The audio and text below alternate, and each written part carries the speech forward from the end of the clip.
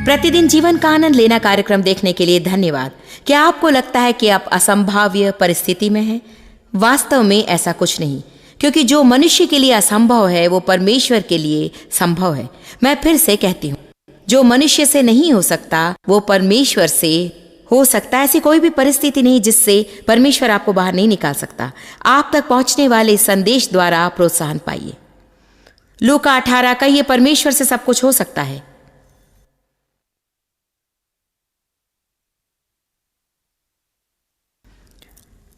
लूका अध्याय 18 पद 27 कहता है, उसने कहा जो मनुष्य से नहीं हो सकता वो परमेश्वर से हो सकता है। अब यदि सब कुछ परमेश्वर से होना है तो हमें सबसे पहले ये जान लेना चाहिए कि वो मनुष्य से नहीं हो सकता। देखिए, हम इस वचन को पढ़कर भी इसके तात्पर्य को समझने में भूल कर सकते हैं।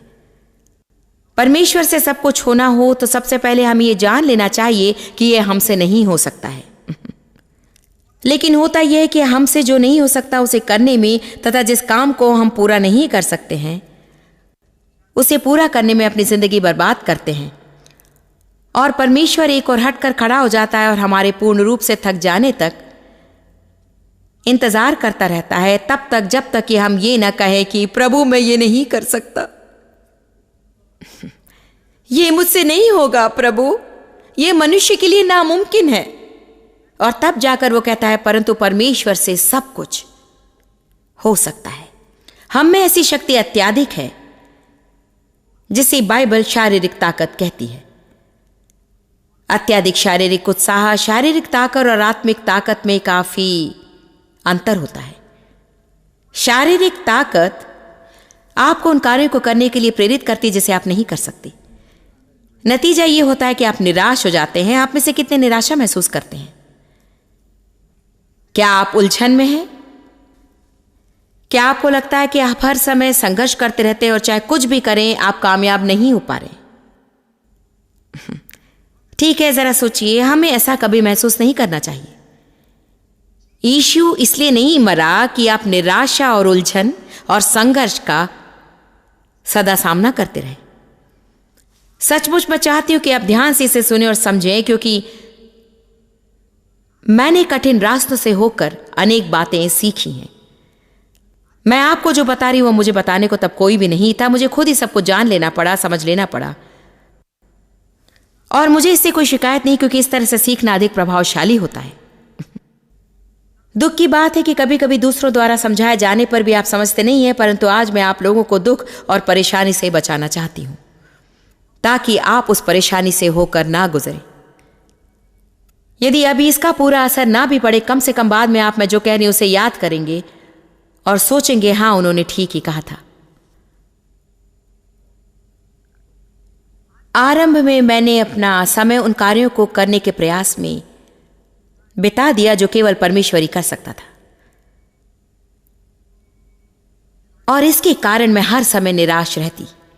मैं बहुत ही कुंठित थी, प्रिय प्रभु मैं कुंठित थी, क्योंकि जिस जमीन से एक बूंद पानी भी निकलने की उम्मीद ना हो उसे खोदने पर निराश ही होना पड़ेगा।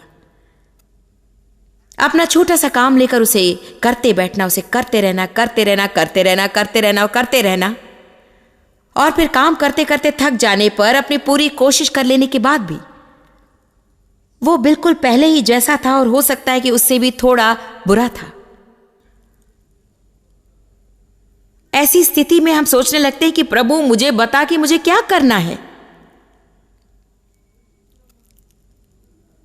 हम उस अमीर जवान के बारे में विचार करेंगे जिसने यीशु से कहा अनंत जीवन पाने के लिए मुझे क्या करना चाहिए। उसके प्रश्न में बिल्कुल भी मेल नहीं था, क्योंकि करना और उत्तराधिकार में पाना एक दूसरे से बिल्कुल विपरीत है। उत्तराधिकार में पाने के लिए मुझे क्या करना है? डेव और मेरे मर जाने पर मेरे बच्चे जो कुछ संपत्ति पाएंगे वो इसलिए नहीं होगा कि उन्होंने कुछ किया, वो इसलिए होगा कि हमने कुछ किया और अब हमारे कर्म के फल का लाभ वे उठाएंगे। और यदि वैसे भी उन्हें कुछ करना भी हो तो सिर्फ उन्हें यही करना होगा कि वे हमारे साथ अपना रिश्ता बनाए रखें।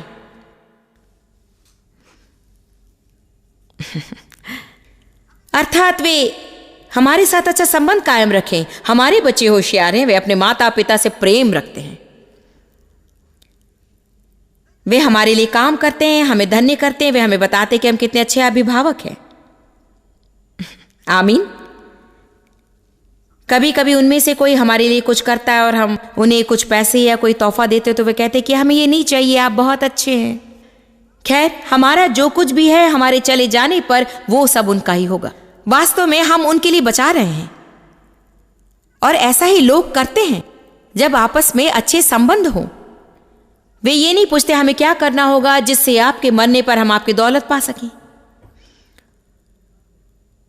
और यदि वे ऐसा करेंगे तो मैं कभी भी उन्हें कुछ भी नहीं दूंगी। तो उस युवक का प्रश्न निरर्थक था। उत्तराधिकार में पाने के लिए मुझे क्या करना चाहिए? यह एक गलत प्रश्न है, क्योंकि उत्तराधिकार में पाने का वास्तविक अर्थ है किसी दूसरे ने जो कमा कर रखा है उसे मुफ्त में पा लेना। कुछ करने का तात्पर्य होता है कुछ पाने के लिए कुछ करना। हम सदा उसे पाने के लिए कुछ करने की कोशिश करते जो प्रभु हमें देना चाहता है। क्या आपने चंगाई प्राप्त की? क्या आपने सफलता प्राप्त की? क्या आपने उद्धार प्राप्त किया? क्या आपने पवित्र आत्मा प्राप्त की? क्या आपने चमत्कार प्राप्त किया? बाइबल कहीं भी प्राप्त करने के बारे में नहीं कहती। पौलुस ने लोगों से कहा कि आपने पवित्र आत्मा पाया, जितने लोगों ने उसे ग्रहण किया उतनों को उसने परमेश्वर का पुत्र होने का अधिकार दिया। दया पाइए, क्षमा पाइए। पाना का अर्थ है जो कुछ उपहार या तोहफे के रूप में दिया जाता है उसे स्वीकारना। प्राप्त करने का अर्थ है श्रम और संघर्ष करके हासिल करना। आपको शरीर की क्रियाओं को समझ लेना जरूरी है। आपको यह जानना चाहिए कि अनुग्रह क्या है और क्रिया क्या है और शरीर की क्रियाएं क्या है। प्रभु चाहता है कि हम कार्य करें, परंतु वो चाहता है कि हमारी क्रियाएं पवित्र आत्मा की सामर्थ के द्वारा हो। वही कार्य करे जो परमेश्वर ने हमें सौंपा है। किसी चीज को मेरी इच्छा अनुसार मनचाहा वक्त पर पाने का विचार रखना ही शारीरिक क्रिया है। परमेश्वर के कार्यों को अपने ढंग से करने की कोशिश करना शारीरिक क्रिया है। शरीर की क्रियाएं ऐसी कुछ चीजें हैं जिनके लिए हम खुद काम करने लगते हैं, खुद को महान बनाने की कोशिश करना। प्रभु मैं बहुत अच्छी नहीं हूं, मैं अच्छी बनने की कोशिश करने जा रही हूं। प्रभु मैंने मुंह के विषय पर आधारित जॉयस के टेप को खरीदा और मैं जानती हूं कि मेरा बड़ा मुंह है, मैं बहुत बोलती हूं। प्रभु मैं कोशिश करूंगी कि अधिक नहीं बोलूंगी, यह मेरी कोशिश होगी। मैं कोशिश करूंगी प्रभु मुझे बता कि मुझे क्या करना है, मैं पूरी कोशिश करूंगी। आप मरने तक कोशिश कर सकते हैं,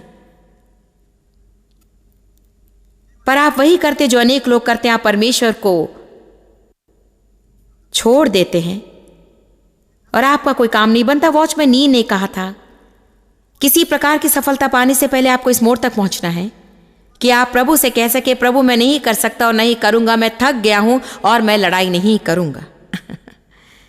इसे कहते हैं अर्पण करना। अर्पण।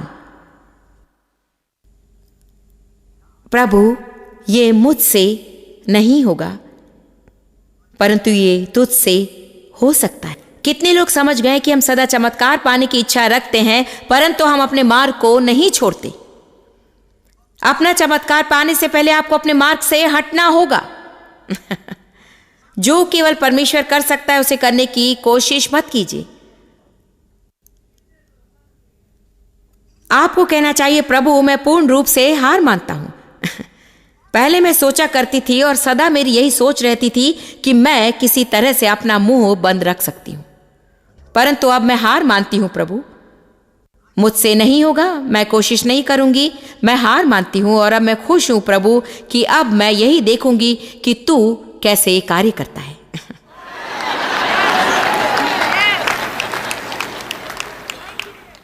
परमेश्वर के लिए कार्य करना तभी मुमकिन हो सकता है जब वो आपके लिए नामुमकिन हो जाता है। और आप लोगों को यह एहसास करना जरूरी है कि आप स्वयं के उस अंत पर खड़े हैं और आपको आगे बढ़कर स्वार्थ को छोड़कर यह कहने की आवश्यकता है कि रहने दो, मैं थक गई हूं, इसे संभव करना मेरे बस की बात नहीं है। आपका एक काम है, आपके लिए एक काम है, परमेश्वर आपसे कुछ करवाना चाहता है और अभी मैं आपको बताऊंगी कि वो क्या है। परमेश्वर चाहता है कि आप विश्वास करें, इसीलिए तो आप विश्वासी कहलाते हैं। एक प्रकाशन, विश्वासी कहलाते हैं क्योंकि उनके लिए विश्वास करना अनिवार्य है, नहीं तो हम लोग विजेता कहलाएंगे।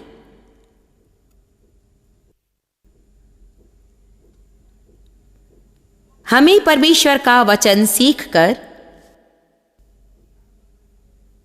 परमेश्वर की प्रतिज्ञाओं को आधार मानकर प्रार्थना करनी चाहिए। हमें वचनों को कहकर परमेश्वर को कार्यकर्ता देखना चाहिए। हम वचन पढ़ते हैं, उस पर विश्वास रखते हैं, उसे कहकर प्रार्थना करते हैं और परमेश्वर को कार्यकर्ता देखते हैं।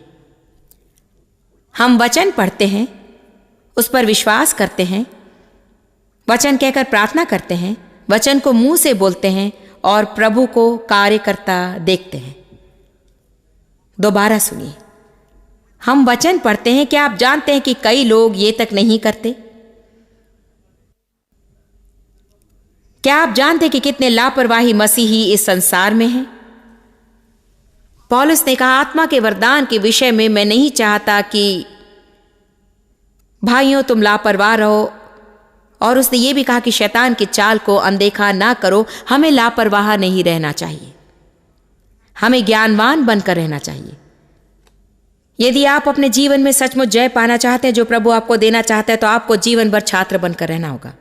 स्पष्ट है कि आप लापरवाह नहीं हैं क्योंकि आप लोग यहां पर आए हैं। कई लोगों ने टेलीविजन ऑन किया है और इस कार्यक्रम को देख रहे हैं, इसलिए स्पष्ट है कि परमेश्वर का वचन सीखने में आपकी रुचि है।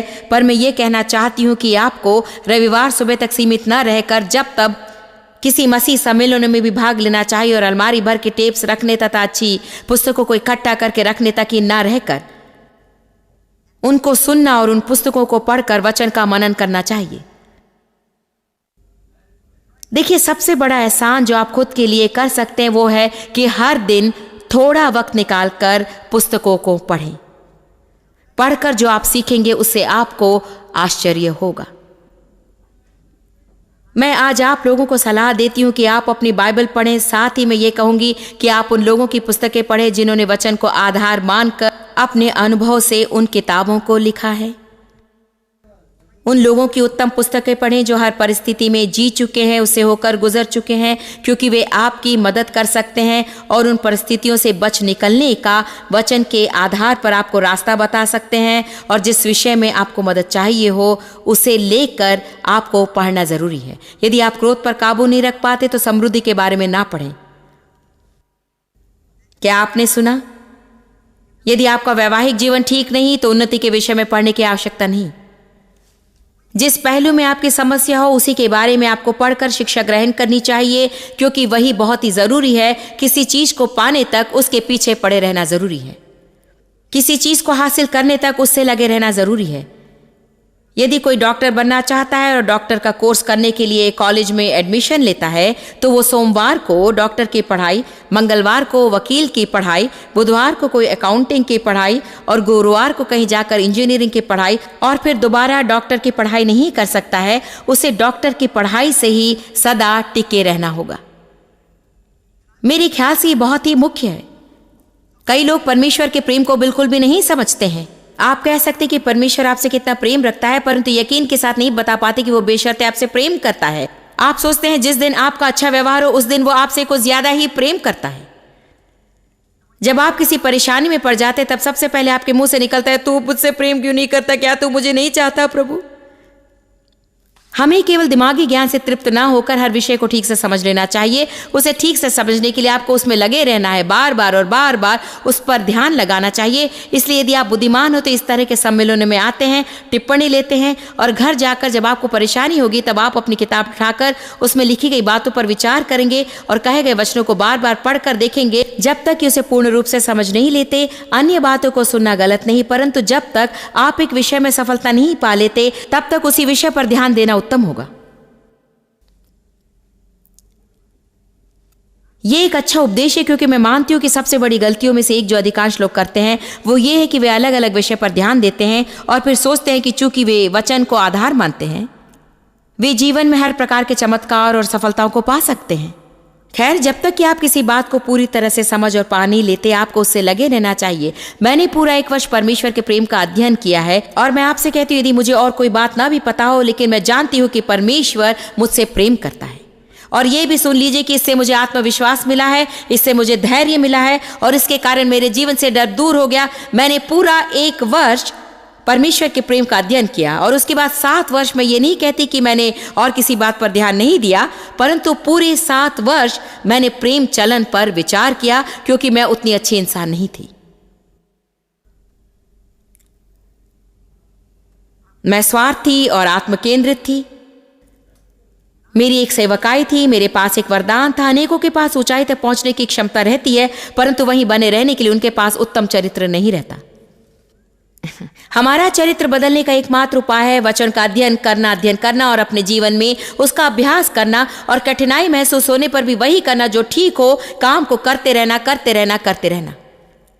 देखिए, किसी भी व्यक्ति के लिए सबसे कठिन कार्य होगा प्रेम में चलना, क्योंकि हम स्वाभाविक रूप से बहुत ही मतलबी और आत्मकेंद्रित होते हैं और हमारे दिमाग में एक ही बात रहती, मेरा क्या होगा, मेरा क्या होगा, मेरा क्या होगा, मेरा क्या होगा, मेरा क्या होगा। आमीन। मेरा क्या होगा, मेरा क्या होगा, मेरा क्या होगा। हमें खुद के बारे में भूल जाना चाहिए। हमें अपनी स्वेच्छाओं और अहम को छोड़कर अपना क्रूस उठाकर यीशु के पीछे चलना चाहिए और हमें जो क्रूस उठाना है वो है स्वार्थहीनता का। संतुलित ढंग से खुद से प्रेम कीजिए, परंतु कभी भी केवल खुद से ही प्रेम मत कीजिए। आमीन। हर दिन हमें अपने आप से कहना चाहिए, मुझे मेरी चिंता नहीं, ये मेरे बारे में नहीं है। हमें वचन पर ध्यान लगाना चाहिए, वचन का विश्वास करना चाहिए, वचन आधारित प्रार्थना करें, वचन को अपने मुंह से कहकर परमेश्वर कार्य करता हुआ देखना चाहिए। मैं आपको बताऊं, मैंने खुद को बदलने की कोशिश की, मैंने दूसरों को बदलने की कोशिश की, मैंने डेव को बदलने की कोशिश की, बच्चों को बदलने की कोशिश की, बच्चों के मन में परमेश्वर और स्कूल के प्रति प्रेम भाव जगाने की कोशिश की, मैंने उनमें सफाई की आदत डालने की कोशिश की, पौष्टिक आहार खाने की इच्छा जगाने की कोशिश की, मैंने अपनी सेवकाई का विकास करने की कोशिश की, मैंने परिस्थितियों को बदलने की कोशिश की, परमेश्वर के काम करने का रफ्तार बढ़ाने की कोशिश की। आप में से कितने कोशिश के बारे में जानते हैं? कम ऑन, लगभग आप में से हर एक की मेज पर कुछ न कुछ तो काम है ही। खैर, मैं जानती हूं कि मैं क्या करूंगी। आपने क्या किया और आपने क्या किया? और पाने के लिए मुझे क्या करना चाहिए? गलत प्रश्न है। शरीर के कार्य निराशा के बराबर होते हैं। एक सूची तैयार कीजिए और घर जाकर लटका दीजिए कि शरीर की क्रियाएं निराशा के समतुल्य होती है। और उसके बाद जब भी आपको निराशा होगी, यदि आप खुद के प्रति ईमानदार होंगे तो आप ये महसूस करेंगे कि जो काम केवल परमेश्वर से ही हो सकता है उसे आप अपनी शक्ति से करने की कोशिश कर रहे हैं और आप उसके वक्त का इंतजार नहीं करते हैं। तो हम भी अब्राहम और सराय के जैसे हो जाते हैं। जल्दी से कुछ नहीं हो रहा है। मैं जानती हूं कि क्या करना चाहिए। परिणाम स्वरूप हमें इश्माइल मिल जाता है और इसहाक को पाने से पहले 13 वर्ष हमें उसके मैले कपड़ों को बदलना पड़ता है।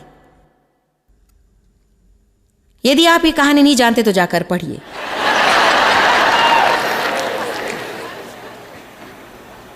अब्राहम और सराय एक दंपति थे जिनसे परमेश्वर ने एक संतान देने की प्रतिज्ञा की थी। वे बच्चे को जन्म देने की उम्र पार कर चुके थे।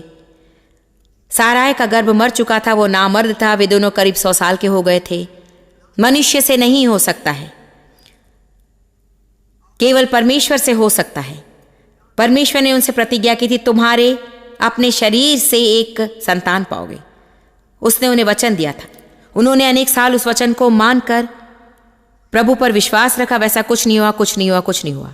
सारा स्त्री की बुद्धि में एक बढ़िया सुझाव आया। मैं जानती हूं कि परमेश्वर हमसे क्या चाहता है।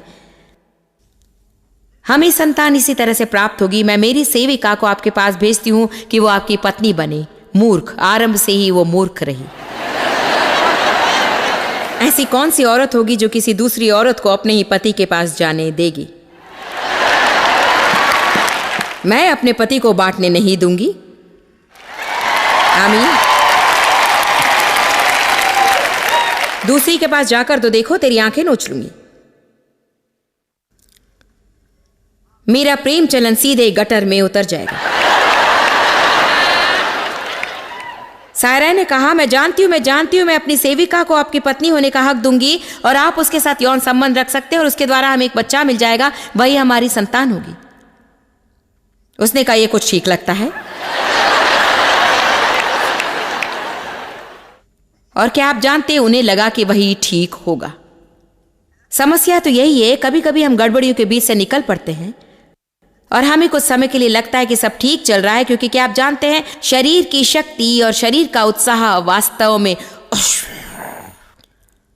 और चाहे तो आप अपने साथ कितने भी लोगों को ले जा सकते हैं, परंतु शारीरिक शक्ति की एक समस्या यह है कि कुछ समय बाद वो घटने लगती है। हे प्रभु, प्रभु मैं समझ नहीं पाती हूँ। आप सुनिए, वही करता और सिद्ध करने वाला है, और जिस काम को उसने आरंभ नहीं किया उसे पूरा करना उसकी मजबूरी नहीं। आपने शुरू किया है, आप ही पूरा कीजिए। इसलिए बेहतर होगा कि किसी भी काम को आरंभ करने से पूर्व ये जान ले कि उसमें प्रभु का हाथ है या नहीं, क्योंकि मैं आपको वचन दे सकती हूं कि यदि आप शरीर के अनुसार आरंभ करेंगे तो आपका शरीर थक जाएगा।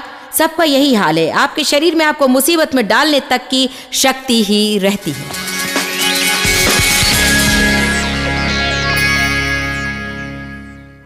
हमारे जीवन में परमेश्वर कार्य करने के लिए प्रार्थना ही द्वार खोल सकती है। इसलिए अभी मैं आपके लिए प्रार्थना करने जा रही हूं और चाहती हूं कि आप मेरे साथ एकमत होवें। पिता, हम तेरे अनुग्रह के सिंहासन के निकट आते हैं और मैं हमारे सभी दर्शकों के लिए प्रार्थना करती हूं। मैं नहीं जानती कि उनके जीवन में क्या हो रहा है प्रभु, पर तू जानता है। हमारे बारे में ऐसी कोई भी बात नहीं जो तू नहीं जानता, और मैं मानती हूं कि हमारी सफलता के लिए तूने सारी तैयारी कर ली। मैं इस वक्त हर एक दर्शक के लिए प्रार्थना करती हूँ कि वे अपनी हर प्रकार की परिस्थिति में उस शांति को पाए जो समझ से बाहर हो, और उस खुशी को जो अवर्णनीय हो। प्रभु, हमें सिखा कि प्रतीक्षा कैसे करें। प्रतीक्षा करते समय हमें निराश ना होने दें। हम आशा के साथ इंतजार कर सकते हैं कि तू अवश्य हमारे जीवन में आज एक महान कार्य करेगा। मैं तुझे धन्यवाद देती हूँ प्रभु कि तूने हर एक को शांति दी है। यीशु के नाम में आमीन। प्रभु आपको आशीष दे और हम दोबारा आपसे फिर मिलेंगे।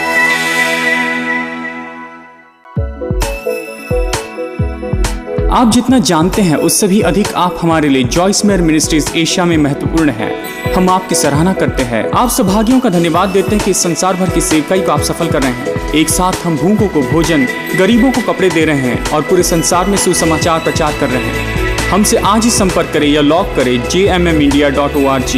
अपने प्रार्थना निवेदन भेजें, हमारे स्रोत के विषय जानें, जॉयस की सभाओं के विषय जानें, और जैसे हम पूरे संसार में मसीह के प्रेम को बांटते हैं तो आप हमारे साथ सहभागी हो जाएं।